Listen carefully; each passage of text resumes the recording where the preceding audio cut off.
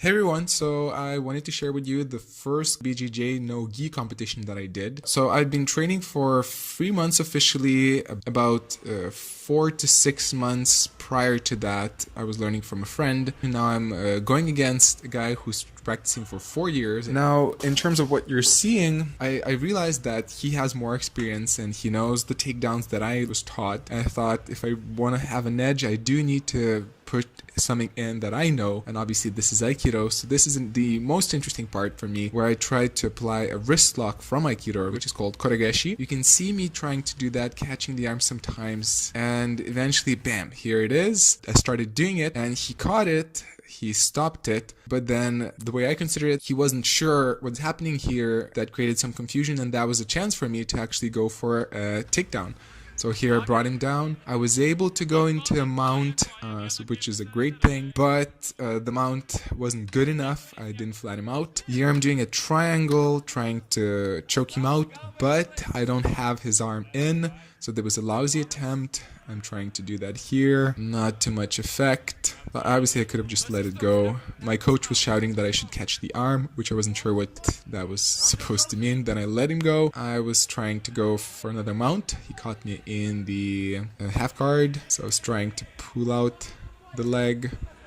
Here I tried to go for a guillotine through the neck, but obviously it wasn't good enough. I wasn't in a good position, but there was still a try. I'm trying to choke him out here, but obviously that's not a deep enough guillotine. Now he's doing a good job of walking around, and we reached the end of the mat. Now this is the part where I actually got frustrated. So we reached the end of the mat, and obviously we were asked to go back to the center of the mat to go into the same position that we were in. But before he was just simply going chest to chest. But here when we come back, I think he did it by accident, or he used to believe he did it. But he actually got a really good underhook. So really made the situation so much more tougher for me because the underhook wasn't there before. I thought about shouting to the coach saying, "Shit, coach, what's happening?" But I decided not to. I guess it's my first time. But I worked out through the underhook. He went to the mount. So I was fighting my fight. Trying to lose the dominant position from him. He had a good mount, so that was hard. That was hard to go from. I definitely really experienced what it means when everybody says you lose much more energy in a competition than in a regular role. I was exhausted by the end of it. So he wasn't really doing anything specific here. I wasn't allowing him. That I went out from here. Now the mistake I did here, my coach later told me I went too quickly in. I was supposed to control his legs or something, so it was my enthusiasm for going out of his position. So he started catching me in something. He was starting to go for a triangle. I was obviously making sure he doesn't do that. I wasn't giving him one of my arms. Now the problem, the biggest mistake, the ending mistake I did, I started standing up.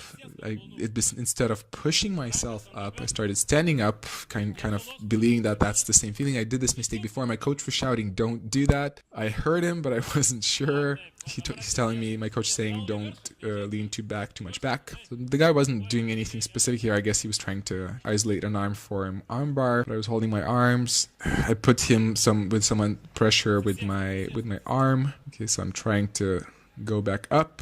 Extend the arms, not pushing my arms to his thigh so he doesn't get any of my arms. He's obviously trying to go up for a triangle. Now that's my mistake. I decided to stand up to kind of push him away.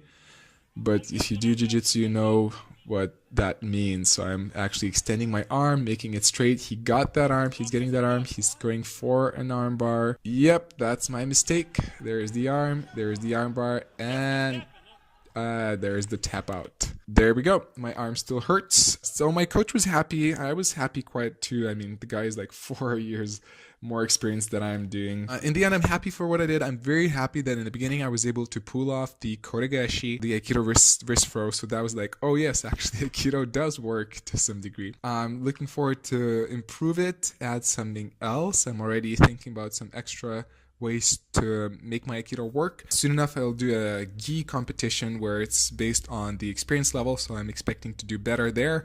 No wrist locks for me because I'm a white belt, but I'll try my other stuff. But yeah, I was fairly happy for this first time. Do let me know, what do you think? How does my BJJ look so far after these few months? How does the Aikido move look? I'll be curious to know your opinion, and I'm just happy to share the journey with you. So that's the first go. Looking forward to connect with you again, and I'll see you on the virtual mat again soon.